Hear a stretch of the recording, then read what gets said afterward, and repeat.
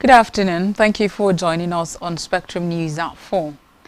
First in the news at this hour is a report that President Bola Tinubu has extended his heartfelt condolences to Kogi State Governor Ahmed Usman Ododo on the death of his father, Ahmed Momosani Ododo, who passed away on Monday at the age of 83.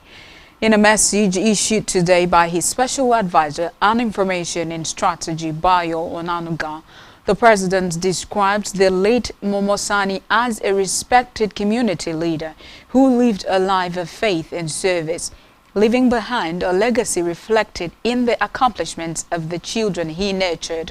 The president noted that the passing of a patriarch is always a profound loss for any family, urging Governor Ododo, his siblings, and the extended Ododo family to draw comfort from the values of moral uprightness and religious devotion their father embodied. Meanwhile, President Bola Tinubu has approved a major subsidy on the cost of kidney dialysis in federal hospitals, reducing the price per session from 5,000 naira to 12,000 naira, a 76% cut. The special advisor to the president on policy communication, Daniel Boale, disclosed the development in a statement, describing it as a significant relief for Nigerians battling kidney-related diseases.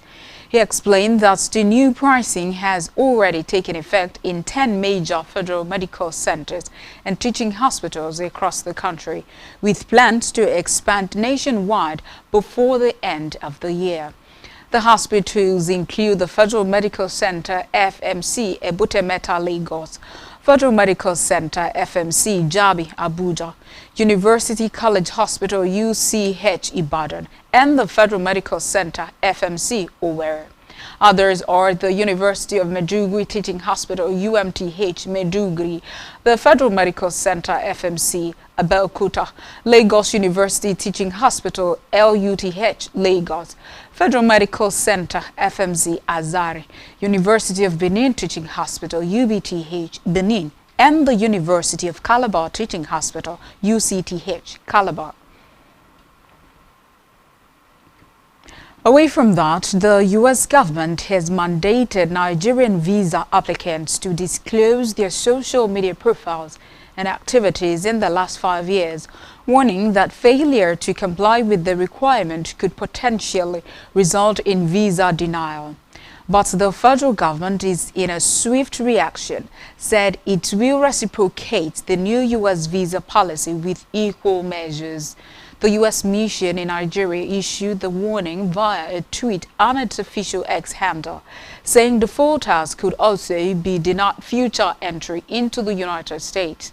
The mission explained that the regulations is part of efforts by the Trump administration to ensure national security in ongoing immigration tightening measures.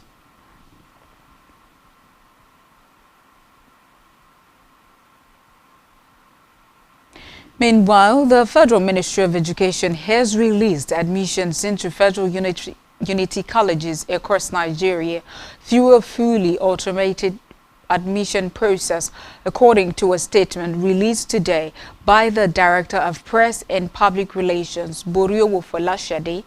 The initiative aimed to enhance transparency, efficiency, and capacity management in secondary school placements. Folashade said the reform is spearheaded by the Education Minister, Dr. Maruf Tunji Alausa, to ensure admissions align with each school's approved capacity and address past issues of overcrowded facilities.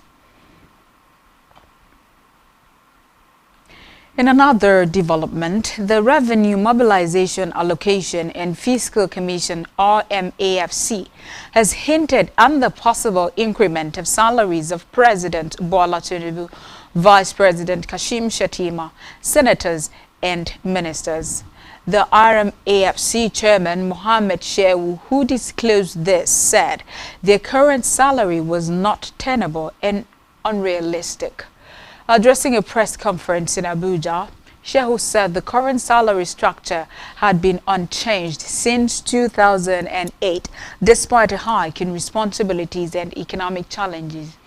However, Nigeria Labour Congress (NLC) has condemned such a move, warning against increasing the salaries of politicians. NLC stressed that it will be unjust for politicians to enjoy salary increment when the average Nigerian is battling with inflation and poverty. On judicial matters, the Federal High Court in Abuja has granted the request of the Department of State Service (DSS) to shield the identities of the witnesses that would give evidence in the trial of the 5 alleged Al-Shabaab terrorists involved in the June 5, 2022 attack at St. Francis Catholic Church, Owo, Ondo State, in which over 40 worshippers died.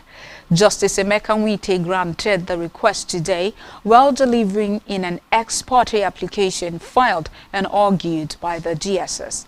A legal practitioner, Dr. C.S. Eze, who argued the application on behalf of the DSS, predicated it on the need to protect the witnesses from possible attacks.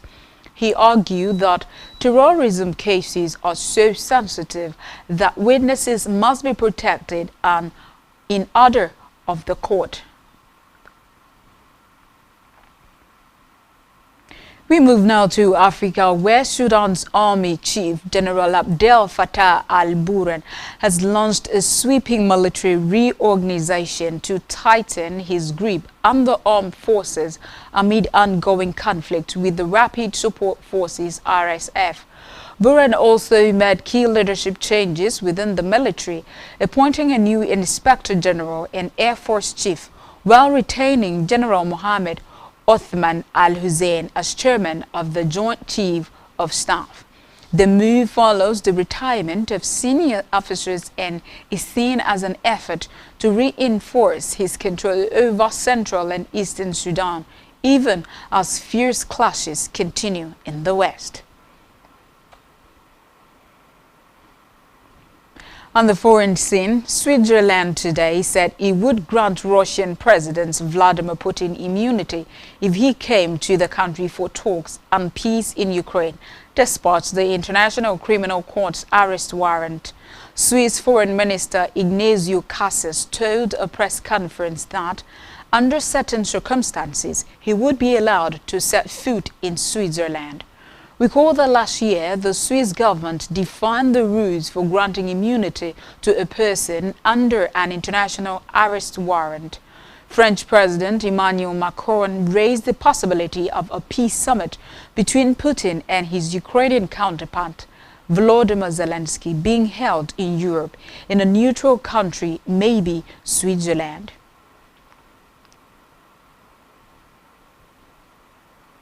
Still on the foreign scene, Hurricane Erin has strengthened to a Category 4 storm as it threatens to bring life-threatening surf and rip currents to the eastern coast of the United States. Reports say the rains caused by the storm are already beginning to hit the southeastern Bahamas and the Turk and Caicos Islands, where a tropical storm warning is in effect. While Erin is not expected to make landfall on the islands, it is expected to bring rainfall of up to 6 inches to the Turks and Caicos and eastern Bahamas. According to the report, Erin, the first hurricane of the 2025 Atlantic season, explosively deepened and intensified on Saturday into a Category 5 storm before briefly losing force and now regaining strength. Still to come in the news. Napoli joined Hotchland race as Man United eye Wharton. Stay tuned for details of the stories and more in a jiffy.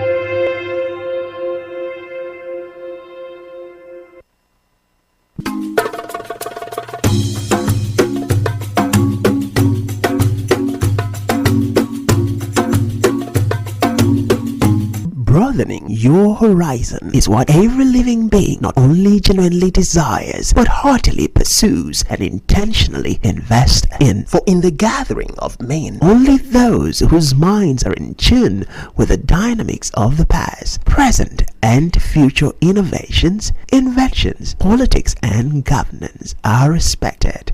AR Spectrum Television, and broadening your horizon is our obsession. Rescan your decoder now to connect Spectrum Television on the frequency 12589, symbol rate 26250. That is frequency 12589, symbol rate 26250. Polarization horizontal, and join our online community at spectrumtvlive.ng. For further inquiries, please call 0704 158 5642 or 0704 541 7707. Spectrum Television, broadening your horizon.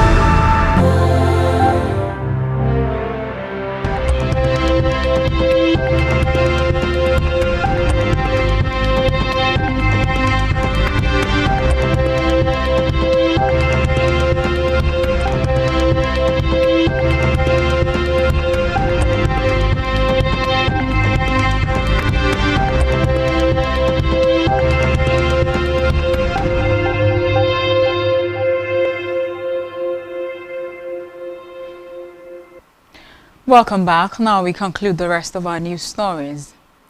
On our business news, Nigerian currency Naira starts the new week on a weak note as it trades at 1,533 per dollar at the Nigerian foreign exchange market domiciled on the Central Bank of Nigeria website, compared to 1,532 per dollar on Friday, indicating a 0.08% dip.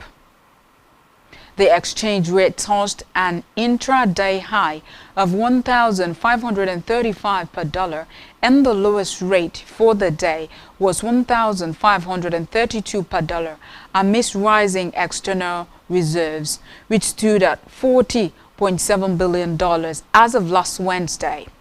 At the parallel market, it closed at 1,543 per dollar, stronger than the average from last week, which was 1,545 per dollar.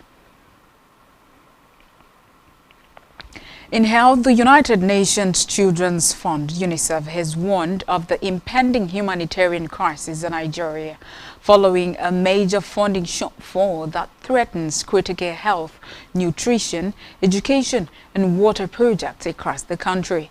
Speaking in Maiduguri during the 2025 World Humanitarian Day commemoration, the UNICEF chief of Maiduguri Field Office, Francis Butichi, disclosed that the organization had received only $95 million out of the $255 million required for this year's operations, leaving a $160 million gap, a 67% shortfall. Butichi lamented that many communities in the Northeast are already grappling with floods and shrinking services in internally displaced persons camps. He added that UNICEF calls on all Nigerians to get involved in local humanitarian efforts, whether through donations, volunteering, or advocacy. Still in health, maternal and reproductive health experts have described unsafe abortion as a silent killer of women in the country, blaming poverty, ignorance, and Nigeria's restrictive abortion laws for the growing number of preventable deaths. The experts lamented that at least 40% of maternal deaths in the country were linked to abortion-related complications, many of which occur outside proper medical facilities. The gynecologists therefore called for urgent reforms, including the discriminalization of abortion under specific conditions, expansion of access to family planning services, and the provision of free maternal health care. They noted that criminalizing abortion does not reduce its occurrence, but only makes it more dangerous, especially for poor women who lack access to safe alternatives. We now talk sport, where Napoli have joined the race for Manchester United striker Rasmus Højlund. According to reports, the Serie A side are interested in the Dane as Man United look to sell him the summer transfer window. A loan deal is a possibility if the Red Devils' valuation is not met, but Højlund is one of several players that United would prefer to move on permanently this window. Meanwhile, in another development, Manchester United are keeping tabs on Crystal Palace's Adam Wharton. United are weighing up a move for Wharton before the summer transfer window closes on September 1.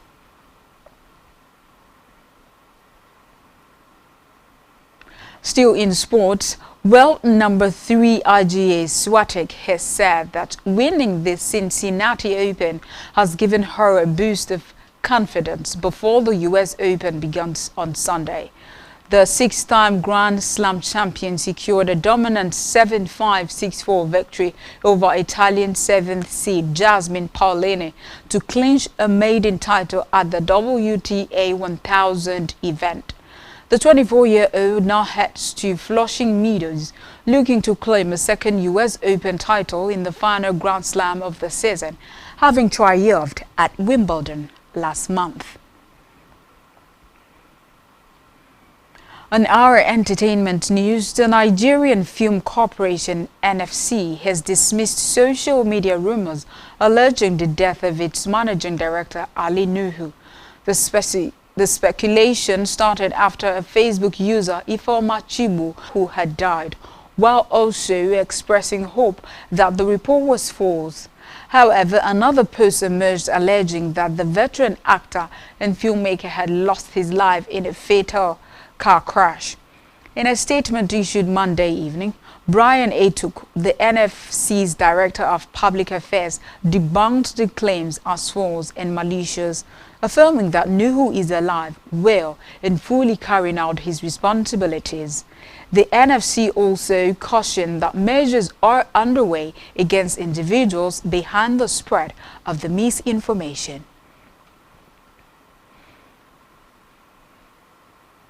And that's all we have for you at this time. Do ensure to follow us on our social media handles and subscribe to our YouTube channel, all of which you can find on our website, spectrumtvlive.ng. You have been watching Spectrum News at 4. I am Ofonono Joseph. Thank you so much for staying tuned. Enjoy the rest of your Tuesday.